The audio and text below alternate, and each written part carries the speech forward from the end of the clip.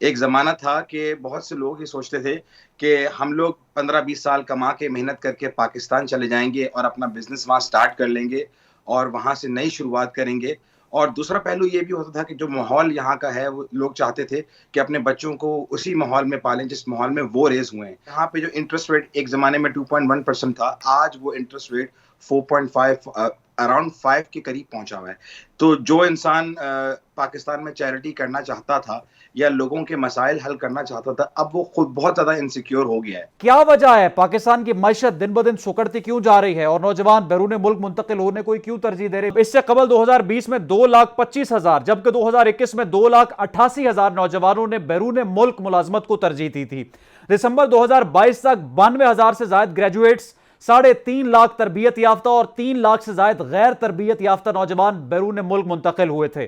बैरून मुल्क जाने वालों में 5,534 engineers, 18,000 associate electrical engineers, 2,500 doctors, 2,000 computer माहिरीन, 6,500 से ज्यादा अकाउंटेंट्स, 2,600 ज़राई माहिरीन, 13,000 सुपरवाइजर्स, 16,000 मैनेजर्स, 900 से ज्यादा असातिज़ा, 12,000 कंप्यूटर ऑपरेटर्स, 1,600 से ज्यादा nurses, 21,517 technicians, 10,372 operator, 8,500 painters, 783 artist और 500 से ज्यादा डिजाइनर्स इस फहरिस्त में शामिल हैं। और अब मुसलसल पाकिस्तान छोड़कर बैरून मुल्क मुंतकिल होने वाले पाकिस्तानियों की तादाद में इजाफा हो रहा है। सीरत अब्बास साहब, बहुत शुक्रिया आपके वक्त का। क्या बुनियादी वजह है कि अब पाकिस्तानी नौजवान मुल्क में रहना नहीं चाहता? जी, बहुत-बहुत शुक्रिया और आपने ये सारी चीज़ें बताई इन्फॉर्मेशन, ये वाक़ई में बहुत अलार्मिंग है और कंसर्निंग है। दरअसल जिस जगह पे इंसाफ़ का निज़ाम ना हो, रूल ऑफ लॉ नहीं हो और जो इंसान मेहनत करता है सारा दिन उसको फल ना मिले, तो ऐसी माइग्रेशंस, मास माइग्रेशंस जिस तरीके से हो रही हैं पाकिस्तान में, ये इसी वजह से हो रही हैं। अब ऑस्ट्रेलिया में जैसे एक निज़ाम मैं बताऊँ आपको कि ऑस्ट्रेलिया में जो आप मेहनत करते हैं और मेरिट बेसिस पे आपको हर चीज़ मिल जाती है। आपको जो मेहनत आप करते हैं सुबह से शाम, जो अपॉर्च्युनिटीज़ यहाँ पर मौजूद हैं, इसकी वजह से ये बहुत ज़्यादा अट्रैक्टिव अपॉर्च्युनिटीज़ होती हैं, जिसकी वजह से आज का नौजवान जो पाकिस्तान में रह रहा है, उसके पास मसाइल इतने हैं, जिसकी वजह से वो पाकिस्तान से निकलना चाह रहा है। मेरे ख़्याल से इसकी सबसे बड़ी वजह ये है कि मुल्क के अंदर किसी को भी अपना फ्यूचर नज़र नहीं आ रहा। जहाँ तक आपने ओवरसीज़ की बात की है, मैं आपको बताऊँ कि ओवरसीज़ के लोगों को उनकी मेंटालिटी को समझना बहुत ज़रूरी है। इस वक़्त जो भी लोग ओवरसीज़ में रह रहे हैं उनके अंदर सबसे ज़्यादा जो चीज़ इस वक़्त पाई जाती है वो पाकिस्तान के अंदर जो हालात हैं। एक ज़माना था कि बहुत से लोग ये सोचते थे कि हम लोग 15-20 साल कमा के मेहनत करके पाकिस्तान चले जाएँगे और अपना बिज़नेस वहाँ स्टार्ट कर लेंगे और वहाँ से नई शुरुआत करेंगे। और दूसरा पहलू ये भी होता था कि जो माहौल यहाँ का है, वो लोग चाहते थे कि अपने बच्चों को उसी माहौल में पालें, जिस माहौल में वो रेज़ हुए हैं। लेकिन आज का जो दौर है, उसकी वजह से बहुत से लोग वापस अब नहीं आना चाहते हैं और जो वहाँ लोग हैं, वो पाकिस्तान को छोड़ के निकलना चाहते हैं। तो ये वजूहात है जिसकी वजह से जो लोग हैं पाकिस्तान से निकलना चाह रहे हैं। जी। तो जो ओवरसीज के साथ मिलकर आप काम कर रहे हैं और पाकिस्तान में यूं कह लीजिए कि आप वेलफेयर एक चला रहे हैं, आप क्या समझते हैं कि गुज़श्ता सालों की निस्बत ये साल जो है 2023 पाकिस्तानी नौजवानों के लिए, पाकिस्तानियों के लिए ज्यादा खौफनाक साबित हुआ है? क्या आपको नजर आ रहा है? जी, बहुत ज़्यादा खौफ़नाक, क्योंकि देखिए जो नौजवान और यहाँ के जो बच्चे, यहाँ की जो यूथ है, किसी भी मुल्क की कामयाबी का जो उसका दारोमदार होता है, वो उसकी यूथ पे होता है। चाहे वो ओवरसीज़ पाकिस्तानी यूथ हो या हमारे यूथ जो पाकिस्तान में रह रही है। अब यहाँ के बच्चों को कायल करना बहुत मुश्किल है।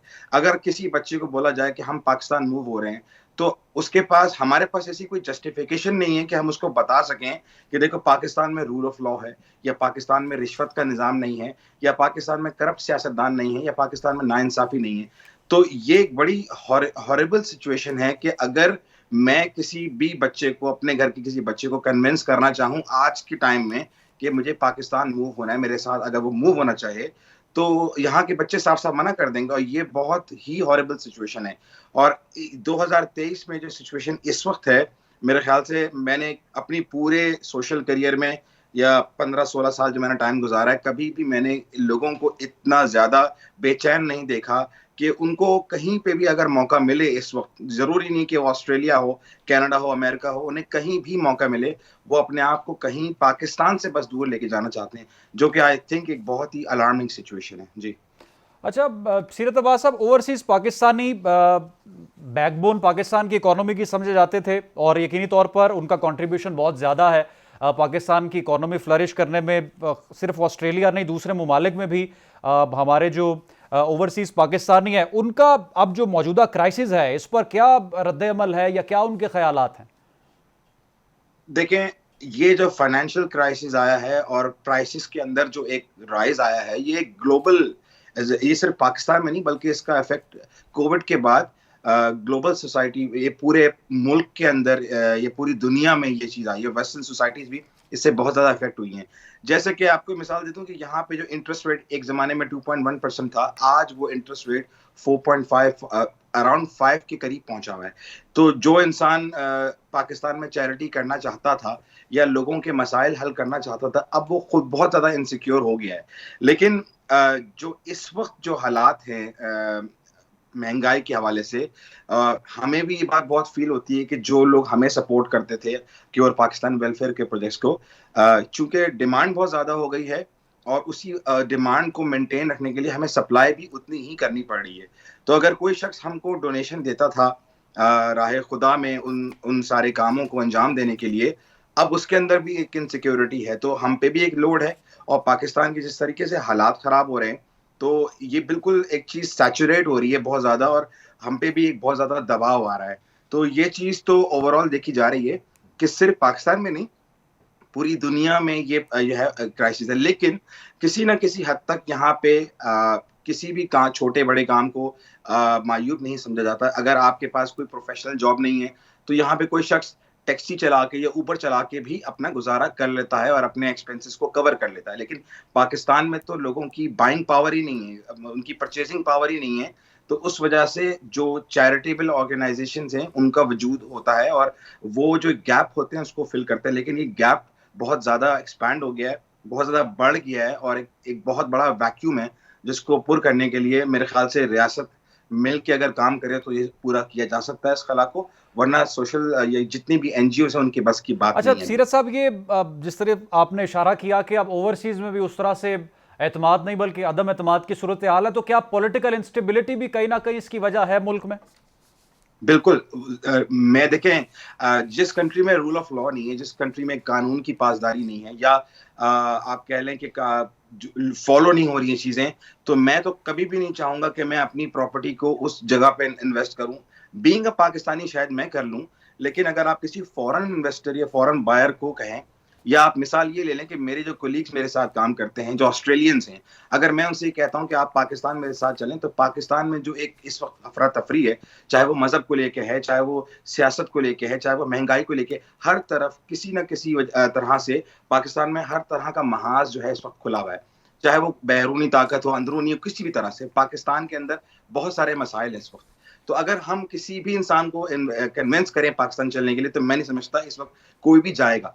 तो आप जब इंसान नहीं जा सकता, तो मेरे ख्याल से बैरूनी इन्वेस्टमेंट्स फिर कैसे आएंगी? तो इसमें पॉलिटिकल स्टेबिलिटी की बहुत जरूरत है, रूल ऑफ लॉ की बहुत जरूरत है, और इंसाफ, जिसे आप कहते हैं कि इंसाफ की फरहमी बहुत जरूरत है। अगर ये ठीक चीजें हो है, सीरत अब्बास जाए। साहब प्रोग्राम में हमारे साथ मौजूद थे और उनकी राय। मुल्क भर में अब इलेक्शंस की बात की जा रही है, इलेक्शंस की तैयारियां की जा रही हैं, लेकिन सवाल अभी भी वही है कि क्या अपनी मुद्दत के अंदर इंतखाबात होंगे 90 रोज के अंदर?